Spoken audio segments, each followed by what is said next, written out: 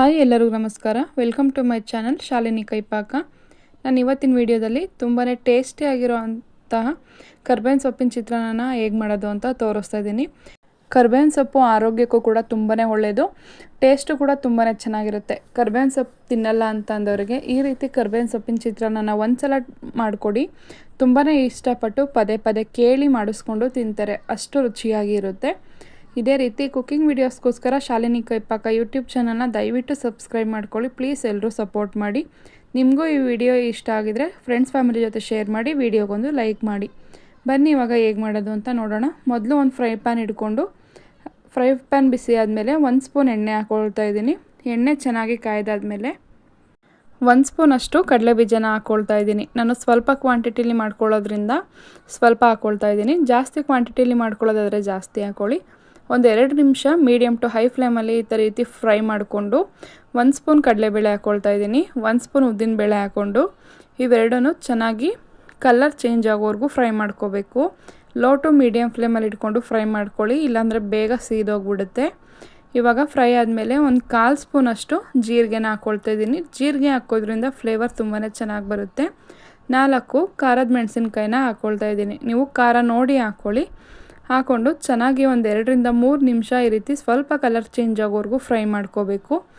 ಇವಾಗ ಸ್ವಲ್ಪ ಜಾಸ್ತಿ ಕರ್ಬೇವಿನ ಸೊಪ್ಪನ್ನ ಹಾಕ್ಕೊಳ್ತಾ ಇದ್ದೀನಿ. ಕರ್ಬೇವಿನ ಸೊಪ್ಪಿನ ಚಿತ್ರಾನ್ನಕ್ಕೆ ಕರ್ಬೇವಿನ ಸೊಪ್ಪು ಸ್ವಲ್ಪ ಜಾಸ್ತಿ ಇರಬೇಕು. ಒಂದು ಅರ್ಧ ಹಿಡಿಯಷ್ಟು ಕರ್ಬೇವಿನ ಸೊಪ್ಪನ್ನ ಹಾಕಿ ಕರ್ಬೇವಿನ ಸೊಪ್ಪು ಸ್ವಲ್ಪ ಗರಿ ಗರಿ ಆಗೋವರೆಗೂ ಮೀಡಿಯಮ್ ಫ್ಲೇಮ್ ಇಟ್ಕೊಂಡು ಒಂದು 3ರಿಂದ 4 ನಿಮಿಷ ಮೀಡಿಯಮ್ ಫ್ಲೇಮಲ್ಲಿ ಫ್ರೈ ಮಾಡ್ಕೊಂಡಾದಮೇಲೆ ಒಂದು 3 ಕಾಳು ಮೆಣಸನ್ನು ಹಾಕ್ಕೊಳ್ತಾ ಇದ್ದೀನಿ. ಮೆಣಸು ಹಾಕ್ಕೊಂಡು ಜಸ್ಟ್ 1 ನಿಮಿಷ ಫ್ರೈ ಮಾಡಿ ಇದನ್ನು ಸ್ಟವ್ ಆಫ್ ಮಾಡಿ ಕಂಪ್ಲೀಟಾಗಿ ಕೂಲ್ ಆಗೋದಕ್ಕೆ ಬಿಡಬೇಕು. ಇವಾಗ ನೋಡಿ ಚೆನ್ನಾಗಿ ಕಂಪ್ಲೀಟಾಗಿ ಕೂಲ್ ಆಗಿದೆ. ಇವಾಗ ಒಂದು ಮಿಕ್ಸರ್ ಜಾರ್ಗೆ ಸೇರಿಸ್ಕೊಳ್ತಾ ಇದ್ದೀನಿ. ನಾವು ಫ್ರೈ ಮಾಡ್ಕೊಂಡಿರೋವಂಥ ಎಲ್ಲ ಪದಾರ್ಥಗಳನ್ನು ಹಾಕಿ ಈ ರೀತಿ ತರಿಯಾಗಿ ಪುಡಿ ಮಾಡ್ಕೋಬೇಕು. ಫುಲ್ ನೈಸಾಗಿ ಮಾಡ್ಕೋಬಾರ್ದು ಅಥವಾ ಫುಲ್ಲು ತರಿಯಾಗೂ ಮಾಡ್ಕೋಬಾರ್ದು.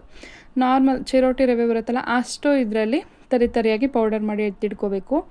ಈ ಕಡೆ ಒಂದು ಪಾತ್ರೆ ಇಟ್ಕೊಂಡಿದ್ದೀನಿ. ಪಾತ್ರೆಗೆ ಎಣ್ಣೆ ಹಾಕ್ಕೊಂಡಿದ್ದೀನಿ. ಎಣ್ಣೆ ಚೆನ್ನಾಗಿ ಕಾಯ್ದಾದ್ಮೇಲೆ ಅರ್ಧ ಸ್ಪೂನ್ ಕಡಲೆ ಬೀಜ, ಒಂದು 1/4 ಸ್ಪೂನಷ್ಟು ಕಡಲೆ ಬೇಳೆ ಹಾಕ್ಕೊಂಡು ಸ್ವಲ್ಪ ಉದ್ದಿನ ಬೇಳೆ ಹಾಕ್ಕೊಂಡು ಚೆನ್ನಾಗಿ ಸ್ವಲ್ಪ ಕಲರ್ ಚೇಂಜ್ ಆಗೋವರೆಗೂ ಫ್ರೈ ಮಾಡ್ಕೋಬೇಕು. ಫ್ರೈ ಮಾಡ್ಕೊಂಡಾದ್ಮೇಲೆ ಒಂದು 1/4 ಸ್ಪೂನಷ್ಟು ಸಾಸಿವೆನ ಹಾಕ್ಕೊಳ್ತಾ ಇದ್ದೀನಿ. ಸಾಸಿವೆ ಹಾಕ್ಕೊಂಡು ಒಂದು 10ರಿಂದ 15 ಗೋಡಂಬಿನ ಹಾಕ್ಕೊಳ್ತಾ ಇದ್ದೀನಿ. ಗೋಡಂಬಿ ಬೇಡ ಅಂತಂದರೆ ಸ್ಕಿಪ್ ಮಾಡ್ಬೋದು, ಹಾಕಿದ್ರೆ ಟೇಸ್ಟು ಚೆನ್ನಾಗಿರುತ್ತೆ. ಗೋಡಂಬಿ ಕಲರ್ ಚೇಂಜ್ ಆಗೋವರೆಗೂ ಫ್ರೈ ಮಾಡ್ಕೋಬೇಕು. ಮಧ್ಯ ಮಿಕ್ಸ್ ಮಾಡಿಕೊಂಡು ಒಂದು 2 ನಿಮಿಷ ಲೋ ಟು ಮೀಡಿಯಮ್ ಫ್ಲೇಮಲ್ಲಿ ಫ್ರೈ ಮಾಡ್ಕೊಂಡಾದ್ಮೇಲೆ ಸ್ವಲ್ಪ ಹಿಂಗನ್ನು ಸೇರಿಸ್ಕೊಳ್ತಾ ಇದ್ದೀನಿ. ಹಿಂಗು ಕೂಡ ಆರೋಗ್ಯಕ್ಕೆ ತುಂಬಾ ಒಳ್ಳೆಯದು, ಟೇಸ್ಟು ಕೂಡ ಚೆನ್ನಾಗಿರುತ್ತೆ. ಫ್ರೈ ಮಾಡ್ಕೊಂಡಾದ್ಮೇಲೆ ಒಂದು ಕಡ್ಡಿ ಕರಿಬೇವಿನ ಎಲೆನ ಹಾಕ್ಕೊಂಡು ಒಗ್ಗರಣೆಗೆ ಹಾಕ್ಕೊಂಡು ಚೆನ್ನಾಗಿ ಫ್ರೈ ಆದಮೇಲೆ ಪೌಡರ್ ಮಾಡಿ ಇಟ್ಕೊಂಡಿದ್ವಲ್ಲ ಅದನ್ನು ಸೇರಿಸ್ಕೊಳ್ತಾ ಇದ್ದೀನಿ. ಪೌಡರ್ ಹಾಕ್ಕೊಂಡ್ಮೇಲೆ ಮೀಡಿಯಮ್ ಫ್ಲೇಮಲ್ಲಿ ಲೋ ಟು ಮೀಡಿಯಮ್ ಫ್ಲೇಮಲ್ಲೇ ಇರಬೇಕು. ಹೈ ಫ್ಲೇಮ್ ಇಡಬೇಡಿ, ತಳ ಸೀದೋಗ್ಬಿಡುತ್ತೆ. ಮಧ್ಯ ಮಿಕ್ಸ್ ಮಾಡ್ಕೊಳ್ತಾ ಇರಬೇಕು. ಲೋ ಟು ಮೀಡಿಯಮ್ ಫ್ಲೇಮ್ ಇಟ್ಕೊಳ್ಳಿ. ರುಚಿಗೆ ತಕ್ಕಷ್ಟು ಉಪ್ಪನ್ನ ಸೇರಿಸ್ಕೊಂಡು ಚೆನ್ನಾಗಿ ಒಂದು ಸಲ ಮಿಕ್ಸ್ ಮಾಡಬೇಕು. ಮಿನಿಮಮ್ ಅಂದ್ರೂ ಒಂದು 3 ನಿಮಿಷ ಹಸಿ ವಾಸನೆ ಹೋಗಿ ಸುತ್ತ ಎಣ್ಣೆ ಬಿಡೋವರೆಗೂ ಫ್ರೈ ಮಾಡ್ಕೊಳ್ತಾ ಇರಬೇಕು. ಹೈ ಫ್ಲೇಮ್ ಯಾವುದೇ ಕಾರಣಕ್ಕೂ ಇಟ್ಕೊಬಿಡಿ, ತಳ ಸೀದ್ಬಿಡುತ್ತೆ. ಒಂದು 3 ನಿಮಿಷ ಫ್ರೈ ಮಾಡ್ಕೊಂಡ್ರೆ ಸಾಕು. ಸ್ವಲ್ಪ ಗಟ್ಟಿ ಕನ್ಸಿಸ್ಟೆನ್ಸಿಗೆ ಬರುತ್ತೆ, ಅಲ್ಲಿವರೆಗೂ ಫ್ರೈ ಮಾಡ್ಕೋಬೇಕು. ಕರೆಕ್ಟಾಗಿ ಒಂದು 3 ನಿಮಿಷ ಟೈಮ್ ತಗೊಳುತ್ತೆ. ಇವಾಗ ನೋಡಿ ಹಸಿ ವಾಸನೆ ಹೋಗಿ ಸುತ್ತ ಎಣ್ಣೆ ಬಿಟ್ಟು ಗೊಜ್ಜು ರೆಡಿಯಾಗಿದೆ. ಇವಾಗ ಸ್ಟವ್ನ ಆಫ್ ಮಾಡ್ಕೊಳ್ತಾ ಇದ್ದೀನಿ. ಸ್ವಲ್ಪ ಒಂದು ಕೂಲ್ ಆಗೋವರೆಗೂ ಬಿಟ್ಟರೆ ಒಂದು 2-3 ನಿಮಿಷ ಬಿಟ್ಟರೆ ಈ ರೀತಿ ಗಟ್ಟಿಯಾಗಿರುತ್ತೆ. ಇವಾಗ ನಮಗೆ ಗೊಜ್ಜು ಎಷ್ಟು ಬೇಕೋ ಅಷ್ಟನ್ನು ಬೇರೆ ಸಪ್ರೇಟ್ ಎತ್ತಿಟ್ಕೊಂಡು ಮಿಕ್ಕಿದಿರೋ ಅಂಥ ಗೊಜ್ಜಿಗೆ ವೈಟ್ ರೈಸ್ನ ಕಲಿಸ್ಕೊಳ್ತಾ ಇದ್ದೀನಿ. ಅನ್ನನ ಉದುದ್ರಾಗಿ ಮಾಡಿಟ್ಕೊಂಡಿರಬೇಕು. ಅನ್ನ ತಣ್ಣಗಾಗಿದ್ದರೆ ಉದುದ್ರಾಗಿ ಚೆನ್ನಾಗಿ ಬರುತ್ತೆ. ಇವಾಗ ಅನ್ನ ಹಾಕ್ಕೊಂಡು ಚೆನ್ನಾಗಿ ಒಂದು ಸಲ ಮಿಕ್ಸ್ ಮಾಡ್ಕೊಳ್ತಾ ಇದ್ದೀನಿ. ನಿಜವಾಗ್ಲೂ ಟೇಸ್ಟ್ ಮಾತ್ರ ತುಂಬಾ ಚೆನ್ನಾಗಿರುತ್ತೆ. ಪದೇ ಮಾಡೋಷ್ಟು ರುಚಿ ಇರುತ್ತೆ. ಬೆಳಗ್ಗೆ ಬ್ರೇಕ್ಫಾಸ್ಟ್ಗಂತೂ ಮಾಡಿಸಿದ್ದು ತಿಂಡಿ ಇದು. 10 ನಿಮಿಷ ಟೈಮ್ ಇದ್ದರೆ ಸಾಕು. ಈ ರೀತಿ ಕರ್ಬೇವಿನ ಚಿತ್ರಾನ್ನ ಮಾಡ್ಕೊಳ್ಳಿ. ನೀವು ಕೂಡ ತುಂಬಾ ಇಷ್ಟಪಟ್ಟು ತಿಂತೀರಾ. ಮಧ್ಯಾಹ್ನ ಲಂಚ್ ಬಾಕ್ಸ್ಗಾಗಿರ್ಬೋದು ಎಲ್ಲದಕ್ಕೂ ಕೂಡ ತುಂಬಾ ಚೆನ್ನಾಗಿರುತ್ತೆ. ಇದೇ ರೀತಿ ಕುಕ್ಕಿಂಗ್ ವೀಡಿಯೋಸ್ಗೋಸ್ಕರ ಶಾಲಿನಿ ಕೈಪಾಕ ಯೂಟ್ಯೂಬ್ ಚಾನಲ್ನ ಸಬ್ಸ್ಕ್ರೈಬ್ ಮಾಡ್ಕೊಳ್ಳಿ. ಪ್ಲೀಸ್ ಸಪೋರ್ಟ್ ಮಾಡಿ.